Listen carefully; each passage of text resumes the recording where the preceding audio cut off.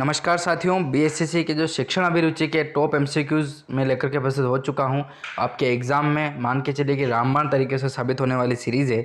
तो शिक्षण अभिरुचि जिसे टीचिंग एप्टीट्यूड कहा जाता है, उससे काफ़ी प्रश्न आपके लिए बनते हैं और 50 महत्वपूर्ण प्रश्न जो हैं वो इस वीडियो के माध्यम से हम कवर करेंगे।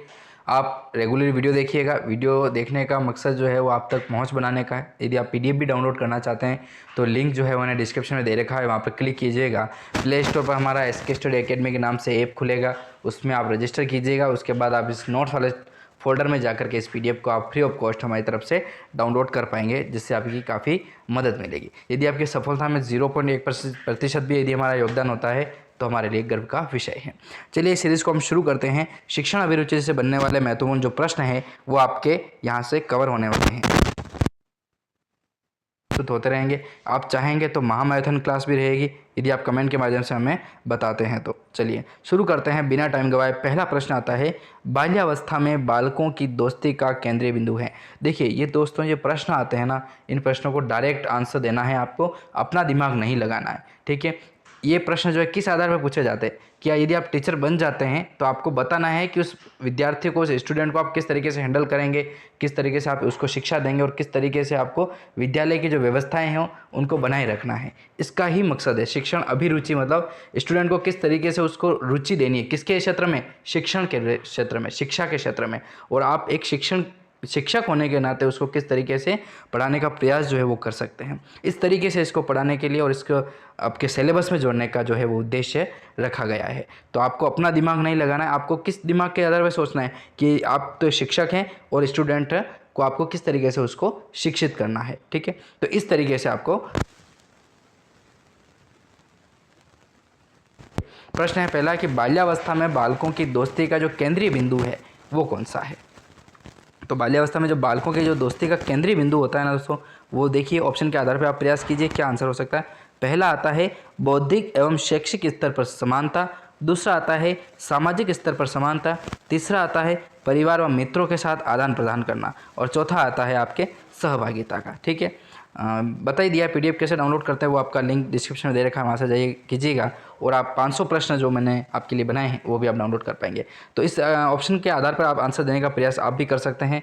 क्या आंसर जो है इसका राइट होने वाला है, तो देखिए सी ऑप्शन इसका राइट होगा, जिसका आंसर क्या है, परिवार व मित्रों के साथ आदान प्रदान करना ही बाल्यावस्था में बालकों की दोस्ती का एक केंद्रीय बिंदु बनता है।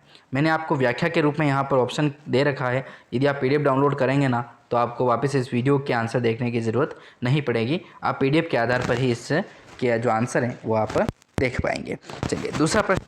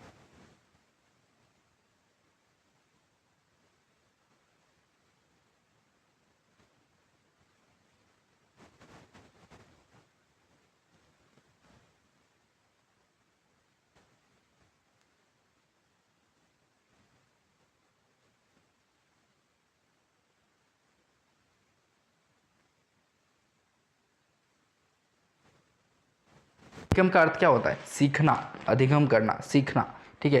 प्रमुख शब्द ही इसका सीखना होता है, ठीक है। इस पर आप ज़्यादा ध्यान नहीं दोगे ना प्रश्न भी आप यदि पढ़ लोगे तो आपको ये प्रश्न जो है वो सोल्व करने की आपकी जो बुद्धि है ना वो काम कर पाएगी और अच्छे मार्क्स जो हैं वो आपके यहाँ से बनने वाले हैं। तो अधिगम में अभ्यास के नियम का आशय क्या है? पहला है किसी बात को बार बार रटना, दूसरा है किसी बात को बार बार लिखना, या किसी बात को व्यवहार में लाना, और इनमें से कोई नहीं। तो देखिए अधिगम अर्थात सीखने की जो क्रिया है वो अभ्यास का नियम क्या कहता है? तो वो कहता है दोस्तों आपका कि आपको किसी भी बात को बार बार लिखना, ठीक है ना। बी ऑप्शन इसका राइट आंसर होगा। किसी बात को बार बार यदि आप लिख रहे हैं और लिख करके यदि याद कर रहे हैं तो अभ्यास के नियम पर आप खरे उतर सकते हैं, ठीक है। बी ऑप्शन इसका राइट आंसर है, ठीक है। चलिए अगला महत्वपूर्ण प्रश्न देखिए, कक्षा में संवाद अनिवार्य रूप से होना चाहिए क्योंकि, किस लिए होना चाहिए? गैर विवरणात्मक के लिए, या काल्पनिक के लिए, या तदानुभूतिक के लिए, या अमूर्त के लिए? तो जल्दी से बताइए क्या आंसर हो सकता है इसका। कक्षा में जो संवाद है वो अनिवार्य रूप से क्यों होना चाहिए? क्योंकि आपको तदानुभूति मिलेगी इससे, ठीक है। तो सी ऑप्शन इसका जो है वो राइट आंसर होने वाला है। कुछ शब्द आपको ऐसे आएंगे जो आपको समझ में नहीं आएंगे, लेकिन आपको समझना नहीं है, उनको याद करना ही पड़ेगा, ठीक है। समझोगे, उनकी परिभाषाएं देखिएगा ज़रूर, क्योंकि प्रश्न जो है वो ऑलराउंडर तरीके से आपको पूछे जाते हैं। फिर प्रश्न है कि शिक्षण में तुलनात्मक अध्ययन के लिए उपयोगी है। तुलना करके यदि आप पढ़ रहे हैं ना तो किसके लिए उपयोगी है? रेखाचित्र, तालिकाएं, ग्राफ, या मानचित्र? तो शिक्षण में जो तुलनात्मक अध्ययन होता है दोस्तों वो किस आधार पर होता है? वो आपके होता है तालिकाओं के आधार पर, ठीक है। तालिकाएं जो बनती है तालिका, उसके आधार पर जो है वो तुलनात्मक अध्ययन आप कर सकते हैं। चलिए अगला प्रश्न है, बालक के सामाजिक विकास की तीव्र गति होती है। ऐसा कौन सा बालक है जिसके सामाजिक विकास की जो तीव्र गति है वो कहाँ पर होती है?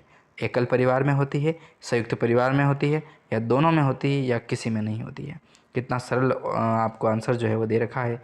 तो देखिए एकल परिवार में होती ज़रूर है, लेकिन यदि संयुक्त परिवार मिल जाए ना तो और ज़्यादा होगी। तो दोनों आपका इसका आंसर नहीं कर सकते, संयुक्त कर सकते, क्योंकि यहाँ पर तीव्र गति बोला है इसने, ठीक है ना। वैसे तो विकास तो वैसे भी एकल परिवार में भी हो रहा है, इसमें नहीं है कि उसको बोलना नहीं आ रहा, उसका विकास नहीं हो रहा, हो ज़रूर रहा, लेकिन तीव्र गति से यदि देखा जाए तो वो आपका संयुक्त परिवार में देखने को मिलेगा। क्योंकि इतने जने होंगे तो कोई क्या कह रहा है, कोई क्या कह रहा है, कोई किस से क्या, बच्चा अंकल से क्या सीख रहा है, बड़े पापा से क्या सीख रहा है, मम्मी पापा से क्या सीख रहा है, दादी दादाजी से क्या सीख रहा है, मतलब कुल मिला के उसको संयुक्त परिवार में तीव्र गति से सीखने को मिलेगा। चलिए अगला प्रश्न है इसी कड़ी में, यदि कोई छात्र आपके अपने घर पर आमंत्रित करता है तो आप क्या करेंगे? देखिए कितना इंपॉर्टेंट प्रश्न है, ऑप्शन के आधार पर ही जवाब देना है, अपना दिमाग नहीं लगाना है, ठीक है ना। देखिए यदि कोई छात्र आपको अपने घर पर आमंत्रित करा, मतलब बुला रहा है, आप टीचर लग गए, उसके बाद किसी स्टूडेंट ने आपको कहा कि गुरुदेव आप मेरे घर पर पधारें, आपको आमंत्रण दिया गया है, तो आप किस आधार पर और क्यों जाएंगे? वो आपके अंदर एक उद्देश्य ज़रूर होना चाहिए। पहला ऑप्शन क्या कहता है कि आप अवश्य जाएंगे, दूसरा कहता है कि माता पिता के बुलाने पर जाएंगे, उस छात्र के यदि माता पिता आपको इन्वाइट करते तो ही जाएंगे, या तीसरा ऑप्शन है कि मना कर देंगे, या चौथा ऑप्शन आता है कि किसी अवसर विशेष होने पर ही जाएंगे। देखिए आपके आधार पर, किस आधार पर प्रश्न आपको जो है वो सोल्व करना है। तो देखिए अवश्य जाएंगे ज़रूरी नहीं है, हर छात्र के, आज उस छात्र ने बोला है कल दूसरा छात्र आपको बोलेगा, तो आप अवश्य नहीं जा सकते हैं। और आप टीचिंग जो आपका टाइम होता है, विद्यालय का जो टाइम होता है, उस टाइम में आप कहीं बाहर नहीं जाते विद्यालय परिसर से, तो आपको नहीं जाना है। फिर आता है कि माता पिता ही बुला रहे हैं ना, तो भी नहीं जाना है। आज स्टूडेंट के पिताजी बुलाए, कल उसके माता जी बुलाएंगे, आपको व्यवहारिक ज्ञान जो है वहाँ पर नहीं दिखाना है। मना कर देंगे, मना भी नहीं कर सकते। बीच की बात क्या रखी है? तो वो आपका है किसी अवसर विशेष होने पर ही जाएंगे। ये प्रश्न आपको यहाँ पर सटीक बैठता है, ठीक है ना। कोई अवसर विशेष हुआ तो ठीक है, जा सकते हैं। यदि शादी में बुलाए, उस स्टूडेंट की शादी है, कुछ है प्रोग्राम है, तो आप वहाँ पर जाएंगे तो आपको अच्छा भी लगेगा वहाँ जाना, ठीक है ना। इस तरीके से आपको आंसर देने होंगे वहाँ एग्ज़ाम में, ठीक है। आंसर बहुत सरल होंगे, ठीक है ना, पूछे जाएंगे आपको। निम्नांकित में से गुणों के समूह में से कौन सा शिक्षक के लिए उपयोगी है? दोस्तों देखिए शिक्षक में कौन कौन से गुण होना अति आवश्यक है। देखिए ईमानदारी होना चाहिए, सही बात है। ईर्ष्या होनी चाहिए, ये गलत बात है, ईर्ष्या शिक्षक में नहीं होनी चाहिए। ज्ञान होना चाहिए, ये बात सही है। तो एक ऑप्शन तो गलत हो गया, मतलब ये तो अपन रेट कर ही नहीं सकते। दूसरा आता है ज्ञान होना चाहिए, सही बात है। संयम होना चाहिए, ये बात भी सही है। और विवेक होना चाहिए, ये बात भी सही है। तो इसका जो आंसर होगा वो बी ऑप्शन जो है उसका राइट आंसर होने वाला है। ज्ञान भी होना चाहिए उसके अंदर, संयम अर्थात किसी स्टूडेंट को बिना वजह नहीं डाले, डांटे नहीं, और उनको गुस्सा भी नहीं करे, संयम होना चाहिए। और विवेकपूर्ण तरीके से उसको सोल्व करवाते हुए उन्हें पढ़ाना भी चाहिए। तो ज्ञान, संयम और विवेक एक उत्तम शिक्षक की प्रमुख विशेषता होती है। और भी आधार के प्रश्न आंसर देखें तो देखिए मतलब और ऑप्शन देखें, देखिए सहनशीलता होनी चाहिए, करुणा होनी चाहिए, और प्रभुत्व भी होना चाहिए। लेकिन ज़्यादा सहनशील कर रहा है, करुणा है, प्रभुत्व है, तो पैसा वो पढ़ा नहीं पाएगा, क्योंकि पढ़ाने के लिए ज्ञान होना ज़रूरी है, संयम भी होना और विवेक भी, ठीक है ना। तो इस तरीके से आप याद रख सकते हैं प्रश्नों को। अगला प्रश्न आता है इसी कड़ी में, नेतृत्व के गुणों का विकास बालकों में इसलिए किया जाता है क्योंकि वे आगामी जीवन में श्रेष्ठ नेतृत्व करें, या व्यक्तित्व का विकास कर सकें, या मित्रता की भावना बढ़ा सकें, या समाज को समझ सकें। देखिए किस तरीके से आपको प्रश्न पूछा गया है कि नेतृत्व के गुणों का विकास जो है वो बालकों में किस लिए होना चाहिए, क्या कारण है उसका। तो उसका जो कारण सटीक बैठता है वो आपका आंसर के आधार पर देखा जाए तो बी ऑप्शन होगा, व्यक्तित्व का विकास कर सके। ठीक है, मित्रता की भावना बढ़ा सके, मित्र बढ़ाने से भी काम नहीं चलेगा। समाज को समझ सके, उससे भी काम नहीं चलेगा। आगामी जीवन में श्रेष्ठ नेतृत्व कर सके, उससे भी काम नहीं चलेगा। यदि आपका व्यक्तित्व अगर सही है तो आप विकास 100% करेंगे, और व्यक्तित्व के आधार पर जिसमें आपकी ज्ञान की भी प्राप्ति होगी, प्रभुत्व की प्राप्ति होगी, विवेक की होगी, ईमानदारी की होगी। कुल मिला के आप ऑलराउंडर तरीके से यदि व्यक्तित्व के आधार पर चल रहे हैं तो आपकी शिक्षक बनने योग्य हैं आप। लेकिन ज्ञान भी जरूरी है, इसमें ज्ञान का ऑप्शन भी आपको दे रखा होता है। ठीक है ना, सारे पढ़ाने का तरीका आपका अच्छा, सारी चीज़ें सही है, लेकिन आप तो भी आप शिक्षक नहीं बन सकते यदि आपके अंदर ज्ञान नहीं है। तो आपने एग्ज़ाम फाइट नहीं किया तो आप कोई मतलब नहीं है उसका। ठीक है, मिलेंगे नेक्स्ट वीडियो में, तब तक के लिए जय हिंद।